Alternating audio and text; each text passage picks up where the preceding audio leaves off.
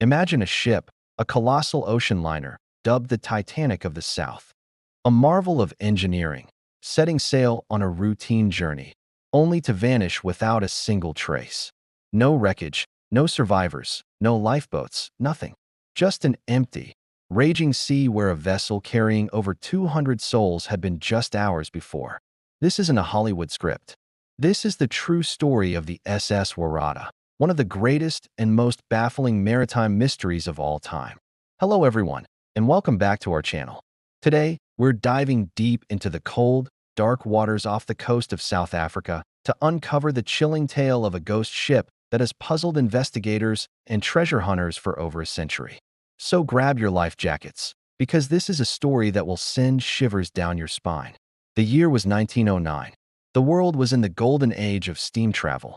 Gigantic ocean liners were the pinnacle of luxury and technology, connecting continents and carrying thousands of hopeful passengers to new lives. Among these titans of the sea was the SS Waratah. She was a brand new, state-of-the-art steamship built for the Blue Anchor Line. At over 465 feet long and weighing more than 9,000 tons, she was a true behemoth. The Waratah was designed not just for size, but for comfort and stability, intended for the long, demanding route between Europe and Australia. She had made one successful round trip already, and by all accounts, she was a magnificent vessel. But from the very beginning, something felt off. On her maiden voyage from London to Sydney, some passengers reported that the ship felt unstable. One passenger and engineer named Joshua Redwood was so concerned by the ship's tendency to roll heavily in the waves that he got off in Australia and sent a telegram to his wife saying he believed the Waratah was top-heavy and would capsize in a storm. He chose to take a different, slower ship back to England. It was a decision that would save his life. Others dismissed these concerns. The ship's captain and the company that owned her insisted she was perfectly safe. After all, she was built by the best shipbuilders in Scotland. What could possibly go wrong? Our story picks up on the return leg of that very same voyage. On July 26, 1909, the SS Waratah steamed out of the port of Durban, South Africa, heading for its next stop in Cape Town. On board were 211 passengers and crew. The weather was starting to turn, but it was nothing an experienced captain and a modern ship couldn't handle. Or so they thought. That evening, another vessel, the Clan McIntyre, was sailing on a similar course. Its crew saw the Waratah trailing behind them, her lights clearly visible against the darkening sky. The captain of the Clan McIntyre noted that the Waratah seemed to be making good speed. Then, as night fell, a ferocious storm began to brew. The wind howled and the waves grew to mountainous heights, conditions that would test even the most seaworthy vessel. The Clan McIntyre battled through the storm, battered but intact. When the sun rose the next morning, the crew looked back towards the horizon, expecting to see the Waratah following them. But there was nothing. The ocean was empty. The SS Waratah, with all 211 souls on board, had vanished into the tempestuous night. In the days that followed, a massive search was launched. Ships scoured the area where the Waratah was last seen. The Royal Navy sent its best vessels to comb the coastline. Everyone expected to find something.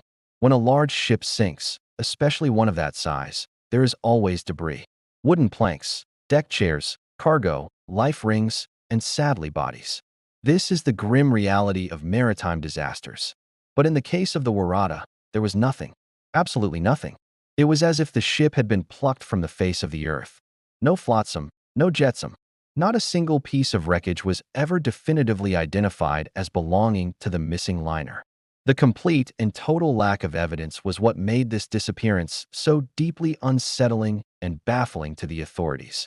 How could a 9,000-ton steel ship just disappear?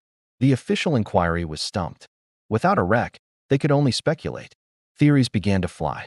The most prominent one, supported by the engineer who had disembarked early, was that the ship was inherently unstable.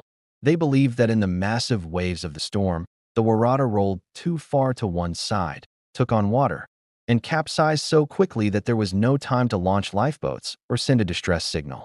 It would have gone down in minutes, trapping everyone and everything inside. But other, more sensational theories emerged. Some whispered of a giant rogue wave, a mythical wall of water that could swallow a ship whole. Others speculated about a sudden, catastrophic explosion in the coal bunkers. Given the complete lack of debris, some even turned to the supernatural. Could the Waratah have encountered something truly unknown in those dark, churning waters?